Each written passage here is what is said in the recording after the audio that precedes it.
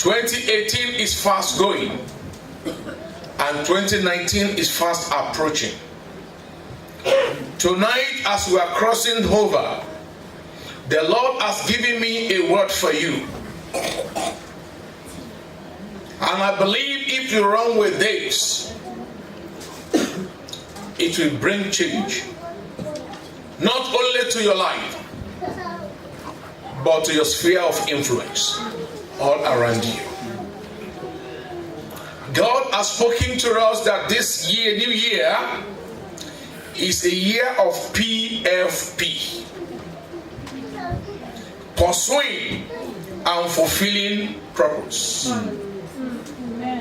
A year of pursuing and fulfilling purpose.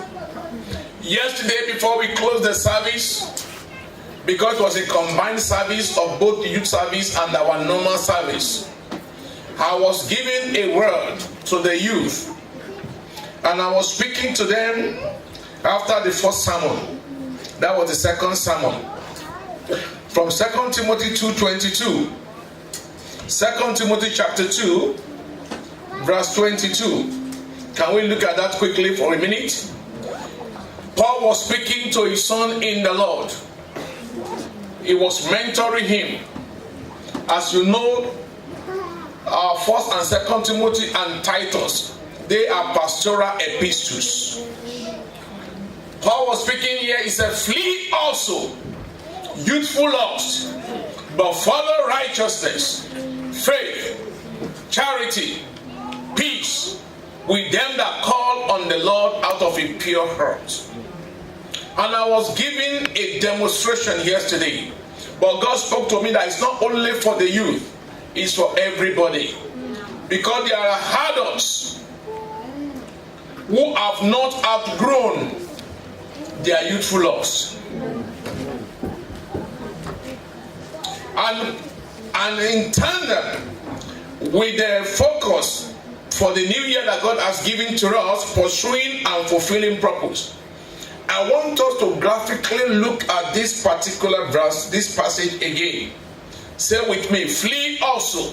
Flee also Youthful lust. youthful lust, But pursue righteousness, faith, charity, peace, peace, with them that call on the Lord out of a pure heart. them that call on the Lord out of a pure heart. Now look at me for a minute. What is the Bible saying here? Imagine this is you, and you want to obey the word of God. And he's saying, flee. You know how to flee. Flee is different from run. When you are running, you are doing like this. But when you are fleeing, your heels should be touching the back of your head. That's right. Especially when God says flee. Amen. It's not when you say, I need to know what is chasing me before I run. My friend, it's too late. So when he says flee, he said flee. But the paradox is this. It's commanding you to flee something in order to pursue something. That's right. Until you flee this, you cannot pursue this. So you are caught in between here. Flee also youthful lust. Why should God ask you to flee? Come on. He is the Lord of hosts. He has all the army at his disposal. But a good warrior is the one who knows the battle to fight and the battle to flee from. That's right. That's right. Jesus did. When Satan came, he challenged Satan. He confronted Satan. But when evil came, he fled. The Bible says, confront the devil. It will do what? It will flee from you. But when it comes to evil, he said, flee all He didn't say flee all evil. All appearances. You don't have to wait to confirm. That's right. If it appears, or just appearance. Because by the time you want to, can you identify yourself? You're already a victim. Yeah. Are you with me, somebody? Flee all appearances of evil. So Paul is repeating this to Timothy, who took kindly to this advice and rose to become bishop of Ephesus. If you want to rise to the height of your destiny, there is something to flee, brother. There is something to flee, sister. There is something to pursue. Flee all appearances of evil and pursue. And pursue until you flee. You cannot pursue. Otherwise you will be caught in between. And you will be turned here and there. And you become a victim here and a casualty there. That's right. Amen. God is speaking to somebody here tonight. Amen. For you to pursue and fulfill your purpose, there is something to flee. And there is something to pursue. And until you flee one, you cannot pursue the other. Until you flee one, you cannot pursue the other. And when somebody is pursuing, and somebody is being pursued, the one being pursued has an advantage over the pursuer. That's right. Because the one being pursued is charting the course of the path. The one who is pursuing does not have any path to follow except the path that the pursuit is taking. He can only hope that the person is pursuing, that something will obstruct his movement, something will stand in his way to slow him down so that he could seize advantage of that to catch up with them. Amen. Yes. Amen. As you are fleeing one, you become a pursuer. And the things you are pursuing, they are not waiting for you. They are always on the move. That's right. You are the one that will need to increase your speed. For you to pursue, to catch up with the pursuit, you cannot be going on the same pace, on the same speed with the person you are pursuing and hoping that you will catch up. You need to double up efforts. Right. God is speaking to you tonight. 2019, let me tell you something. God makes time and season. But every year, there is no future anywhere. What you call tomorrow, amen, is today repeated. Because you call it tomorrow. There was a time it was yesterday. There was a time it was today. Are you with me? So every year is like a box. You are entering into another box in the next half an hour. There is nothing in the box that will make your life different, that will make your story different, unless what you put in the box, what you take into the box, what you do in the box. That's what makes the year different. The same January is always January. The same weather you saw in January 2014, the same weather you experienced January 2019, the same summer you experienced last year. Summer will come, winter will come, springs will come, everything will come as normal. You are the one that will make the difference to make the year different. If you go into the year hoping that the year will be different from last year, unless you do something different in the year, that's what can make the year different for you. Amen.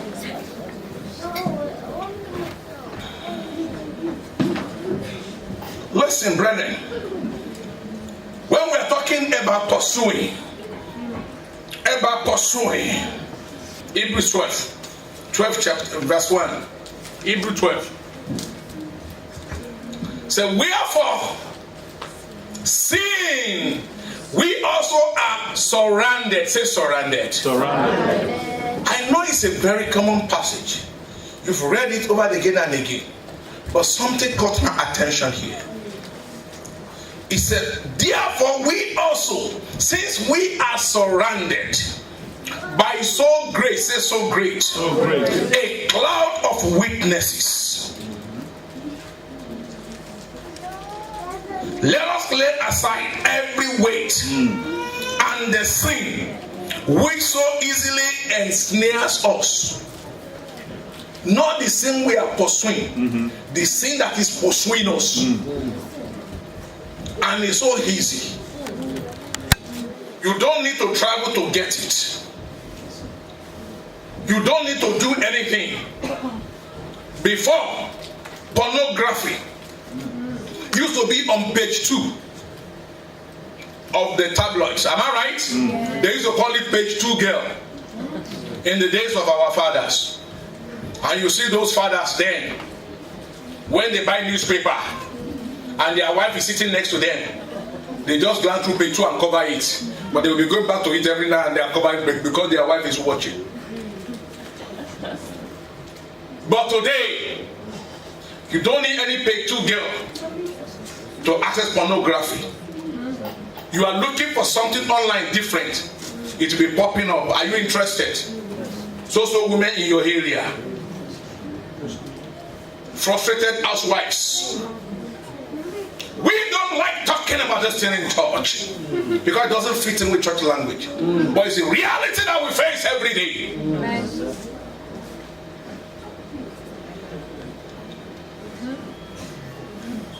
They will post it through your email. They will put it through your post. And all these things. These are sins that easily beset us. Easily ensnare us. And Hebrew is saying here, therefore we also, since we are surrounded, since you are surrounded, brother, you are surrounded, sister. If somebody is a criminal and there is a siege situation, and the police surround the building and they take their megaphone and say, Mr. Hex, let you know that this building is surrounded by the police. I will now suggest that you just surrender with your hands over your head and come out slowly. When he hears the word surrounded, he panics.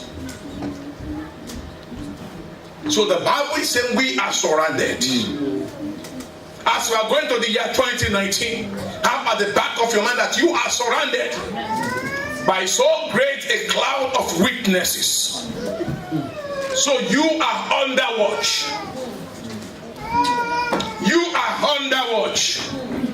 Those things you do in secret, you think it's personal. Jesus has given you a hint. Nothing that is done in secret that will not be brought to the open. People may not catch you with it, but the result is affecting your life. People are seeing the result outside. Awares or unawares is affecting your life. These are things, if given all two things here, let us lay aside every weight. You cannot carry weight and run as fast as you ought to. That's right. What are the weights in your life? I'm not talking about sin, brother. I know you know about sin, sister. You've been in the church long enough to know what sin is. But what about weights? They don't have to kill you, but they can slow you down from reaching your goal on time. God is calling us, pursuing and fulfilling your purpose. Pursuing and fulfilling your purpose. Some people think it's all about identifying your purpose. Some people have identified their purpose, but they have not started pursuing it. That's right. They have not started pursuing it because they have not started fleeing for some things. Because some weight is on their shoulder, weighing them down. They cannot pursue. Paul wrote from prison, and in one of his letters, when they came to visit and was sending letters out, all of a sudden it just took a turn. Colossians 4:17. It just brought about a brother. There was not any prior notice. There was not any power conversation in his letter until he just mentioned this. And said to Archippus, take heed to the ministry which you have received in the Lord, that you may fulfill it. He was sending somebody to Archippus. Archippus was not there. And Paul was in prison. But he was sending this important message. There must have been a prior conversation between him and Archippus. There must have been something that took place before then. Then there must have been some slackness on the part of Archippus. And this was a wake-up call, not only to Archippus tonight, as we are on the threshold of entering another new year. Take this as from Paul and as from me, and say to you, take heed. What Paul is saying here, if we interrogate the statement, because Archippus had not been able to fulfill, because he was yet to take heed. Take heed could mean observe carefully, take time to understand, take time to identify. But I come to announce to you, it's not enough to identify your purpose. That's right. Until you begin to pursue it. Your dreams is not enough. Say dream is not enough. Dream is not enough. That's right. If you have dreams upon dreams like Joseph, and you don't make a plan to actualize your dreams, your dream will remain what it is, a dream. Give me a few minutes to talk about Joseph before we close, because we are moving to the new year. Your dream will remain a dream until you make a plan to actualize it. Amen. Amen. Look at the life of Joseph. Joseph was a gifted dreamer, but not just a dreamer, but also a man of dream. That's right. There is a difference between a dreamer and a man with dreams. If you must marry a man that has a dream and a vision. You've heard me say the common joke that a woman who left a man with a vision to go and marry a man with television, one day she will watch the man of vision on her husband's television.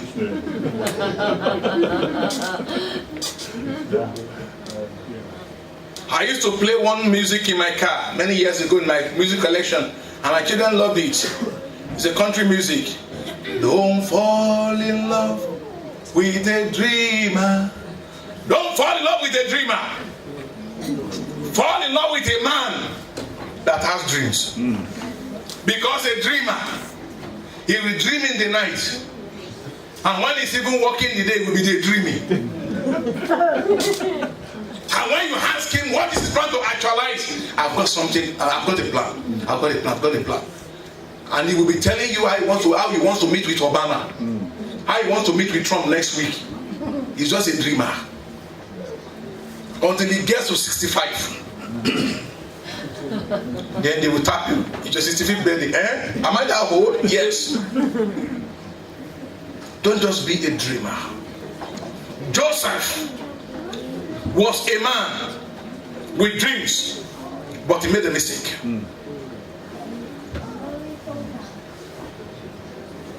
He was not pursuing his purpose. His dreams revealed his purpose. In his father's house, he had his dreams. All he did was to share his dreams. He did not sit down to know what is the purpose. Why am I like this? There is the testimonies we've had here tonight. I told you one thing that is constant in all the testimonies. Everybody, knowingly or unknowingly, they were revealing their purpose. What is driving them? What is driving you is more important than what you are driving. Are you with me? So Joseph should have sat down these dreams, what is the purpose? But he failed to understand that. And he had no mentor to help him. He shared his dream. Then all of a sudden, he found himself in a pit. All of a sudden, he found himself on his way traveling out. But not in first class. On the plane. With chains around his neck. As he sleep. All of a sudden, he found himself in Potiphar's house. He still had his dreams, but he has not started pursuing his purpose. There is one aspect of his dream that he was missing: his purpose. Not just dreams. Dreams is not enough, but pursuing your purpose. Until he got to prison, God brought to him, and God brought to his path his destiny boosters. He was a lively guy, but he went to the cell of these two guys, the chief butler and the chief baker of Pharaoh, that were put in prison. Then they too, they had dreams. Amen. Amen. You come across some people shape your life. There is blessing by association. All the people he has been meeting all his life, his brother, they are not people who share dreams like him. They don't even have dreams. That's why they were full of envy and jealousy. But when he met with people who had dreams too, then it struck him. Wait. I do not only have gift of dream, I also have gift of interpretation of dream. That was the day he discovered his purpose. That's right. Over the years he's been dreaming. That was the day he realized his purpose. And he sat down with these guys. They told him their dreams. Then he gave them interpretation. And the guy left. The guys left. One died. The third day, the other survived. It took 2 years. The guy remembered. Pharaoh had a dream. Because your purpose will be meeting a need. That's why some people don't like the job they are doing. They don't like the house they are living. They don't like the neighbors they see every day. They do because it's not in line with your purpose. It's so frustrating. But when you are following your purpose, man, you beg them that let me do it without being paid. Because your purpose. So when they interpreted their dreams, the guys left. For his purpose to be fulfilled, somebody must dream.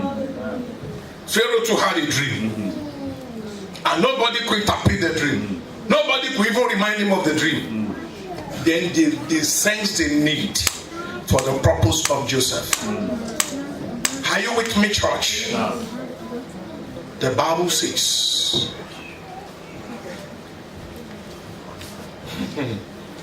the word of the Lord tested him. Until his word came, the word of the Lord tested him. His feet were in shackles and chains. But when the king sent for him, he still retained. You know how many times his clothes have been torn in life? 3 times. His brother tore his clothes. Potiphar's wife tore his clothes. Then the last one, they came for him in prison, that the king is calling you. Then they removed the prison clothes, they tore it. That was the last time any man ever insulted or assaulted him. As we are going to 2019, whatever has insulted you or assaulted you in 2018, because your level is changing, they shall not be able to stand before you to assault you again. But you need to be pursuing and fulfilling your purpose.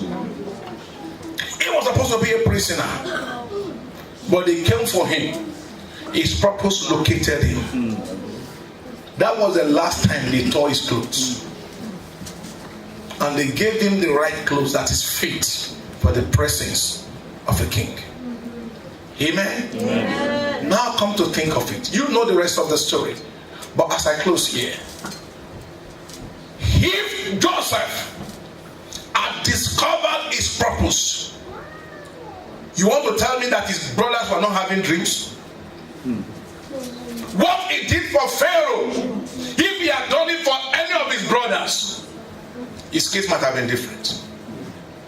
As close as he was to Potiphar, that the guy trusted him so much, even more than his own wife, he put everything in his care.